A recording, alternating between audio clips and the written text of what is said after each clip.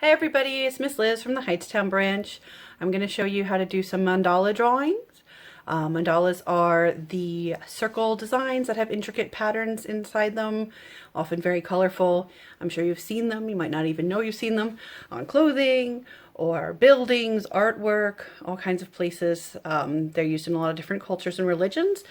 And it's something that I've been kind of doing a little bit since we've been home during our social distancing time. I've done a few on CDs since they are perfect circles.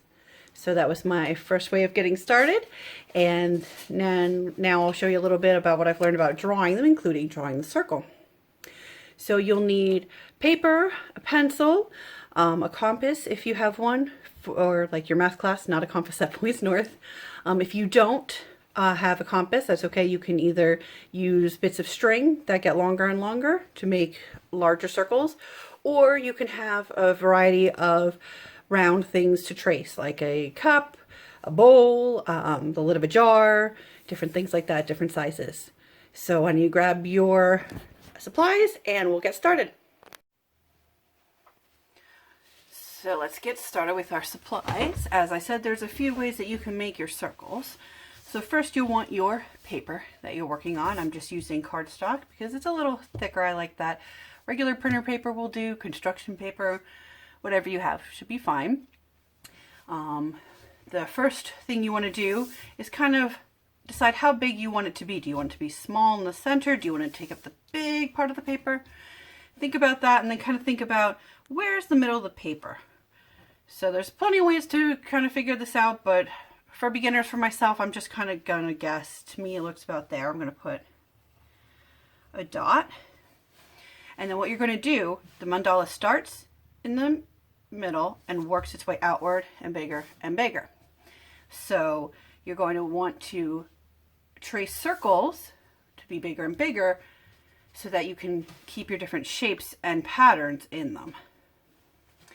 So like I said earlier, there's a couple ways to do that. You can use different things like the bottom of a cup to trace a circle, the top of the cup to trace another size circle, bottom of a bowl, top of a bowl, jar lids, anything you might have at home, pencil holder, coffee can, any kind of circular things, CDs. So that's one way, so you kind of would center your smallest circle. You would start with that. So for me, my smallest circle is going to be my cup, bottom. And I'm going to center that with the dot in the middle. And I'm going to just trace around it. Okay, clearly I was all a little off, but that's all right. Filming and doing mandalas is a little tricky, so I'm just going to move my center here. It's okay. It's a mandala in progress. So that's one of the ways to do it.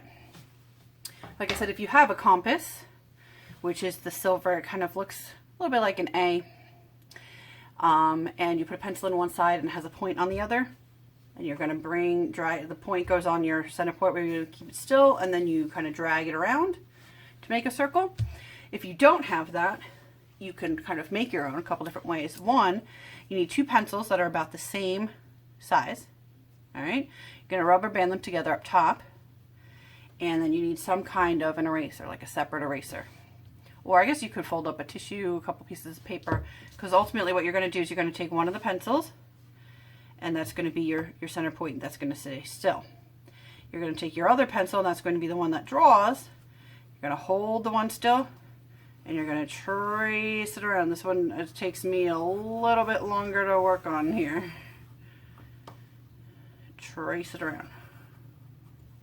Clearly I have some perfecting to do on that.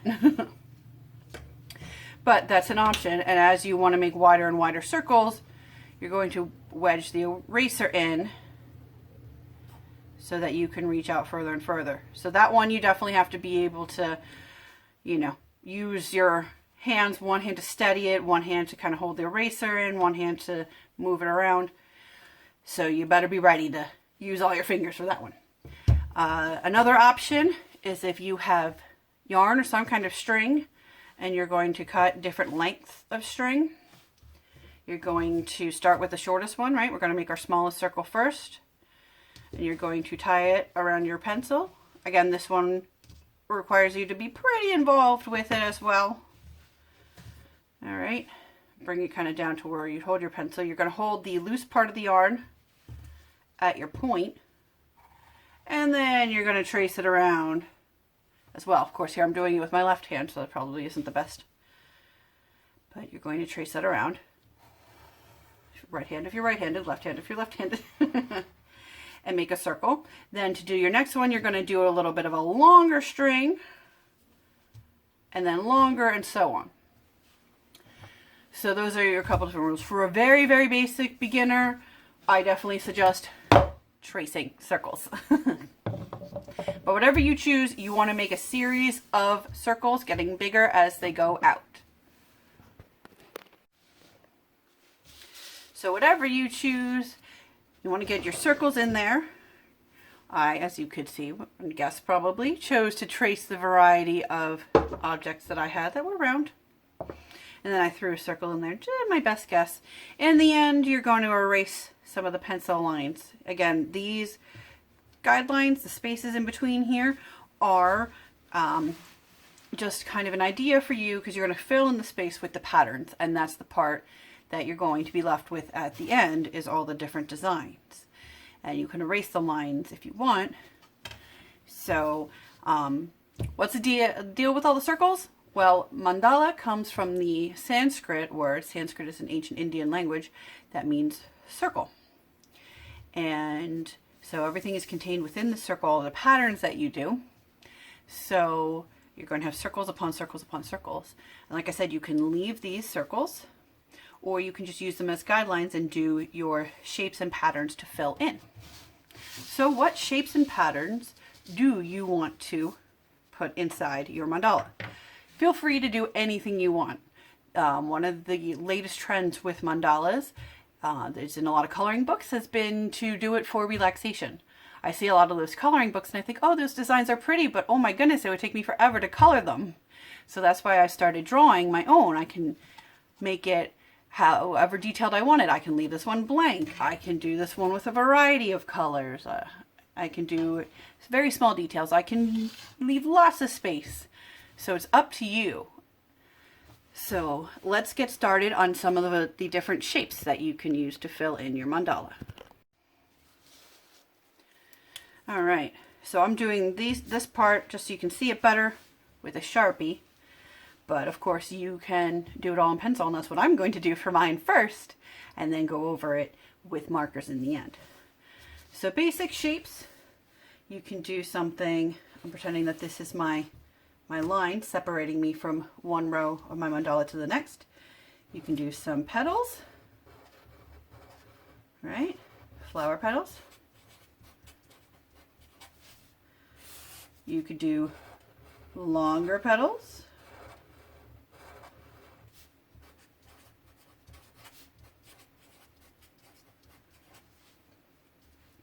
You can do triangles.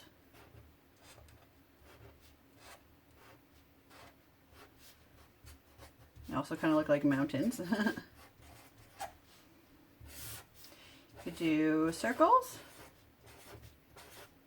Finish that one there. You can also add dots to the circles if you want. Add some more detail. You could do kind of like a teardrop petal. I'm still working on that one, clearly.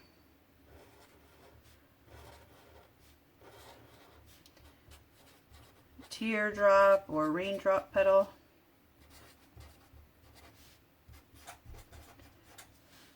You could do a series of lines. I mean, there's endless things. You could fill it with hearts, whatever you are happy with filling it with. Once you have your basic shapes like this down, then you can go ahead and fill them as well.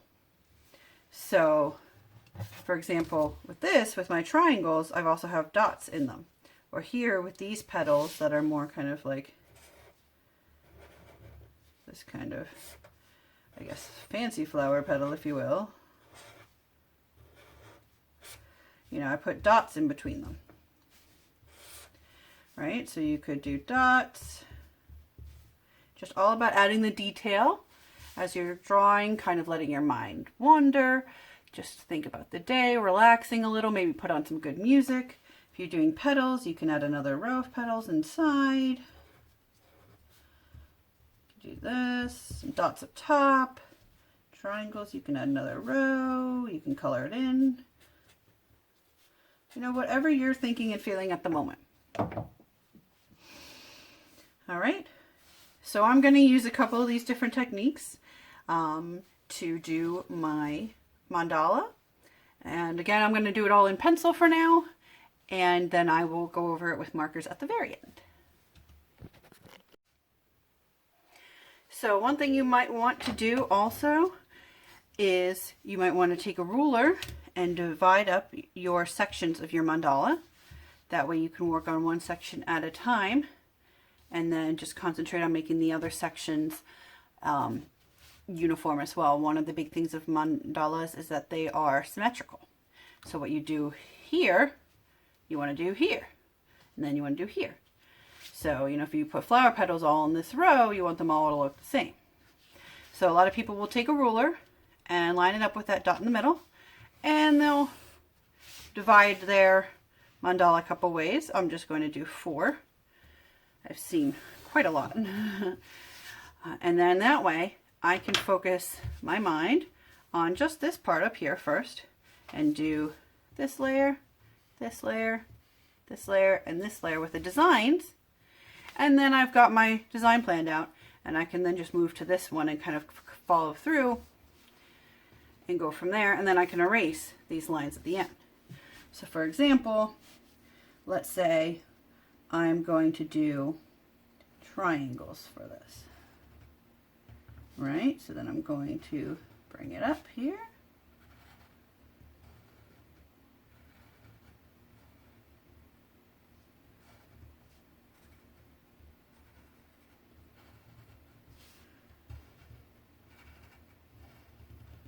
Okay, might want to actually put one here, maybe about here. Good thing about doing it in pencil is I can decide and space out things I want to. Okay, so here, let's say I want to put small flower petals. So I'm going to go ahead and do those.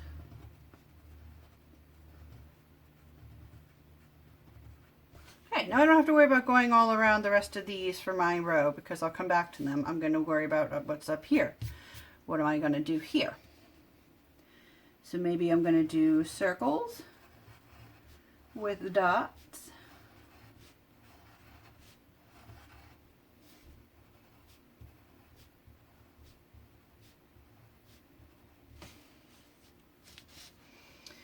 And then maybe my last one is going to be long flower petals. So then I kind of have my plan. And what I'm going to do is then just copy it for my next couple of sections.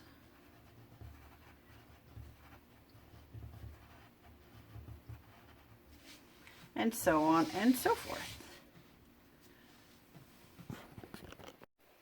And you can see I'm just finishing up here, adding the last bits of color. Kind of went for a little bit of every color, and you can see I cut it out. I'm not sure what exactly I'm planning, but I've got the other couple CD ones in a circle, so I figure keep them all in a circle. I'm not quite sure. But there we go. From starting and tracing your circles with a pencil, to outlining with Sharpie, to doing color. That is a very, very basic beginner's version by a beginner herself still of how to draw mandala. Thanks so much for watching. I hope you continue to enjoy the videos that we're posting on our YouTube channel, and I hope you and your families are staying well. Take care, and we'll see you soon. So you can see I finished putting my first row around of everything. I guess you could say doing my patterns really. And now what I want to do is fill everything in. So for my small flower petals down here, I've got a lot of space in between where they end and my circles start. So I want to put something up top. So maybe I'll do something like that. And it can kind of overlap and kind of create this neat crisscross pattern. You know, anything that you can think of that can fill the space, or if you want to leave the space open, that's up to you.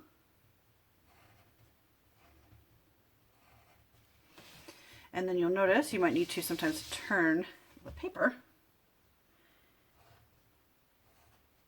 as you go.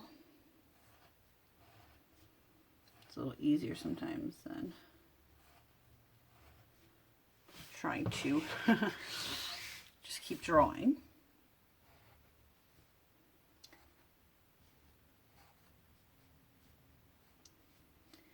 All right, and then I'm going to work on that, and then I've got this space here between my circles and my big petals. So I was going to fill that with something, maybe to continue kind of that circle feeling. You know, there's no right or wrong. So whatever you want to do or not. And then my large petals at the end, I can either leave them or I can fill them up with something inside and maybe even color it in or color it in differently. You know, this could be one color, this could be another. And then you have the option to create on the outside as well. You know, you do a bit by bit by bit, and then you'll be able to decide how you want it to look. So this isn't something you just sit down and start scribbling. You want to plan it out a little bit, but you do also want to leave time for your mind to be open and think about what other possibilities you could put in places. And you can see there's been a couple times where I've erased things because I wasn't happy with how they turned out. So that's the magic of pencil. So keep on working. Once you've got all of it filled up to your liking, you can erase what lines are left that you don't want.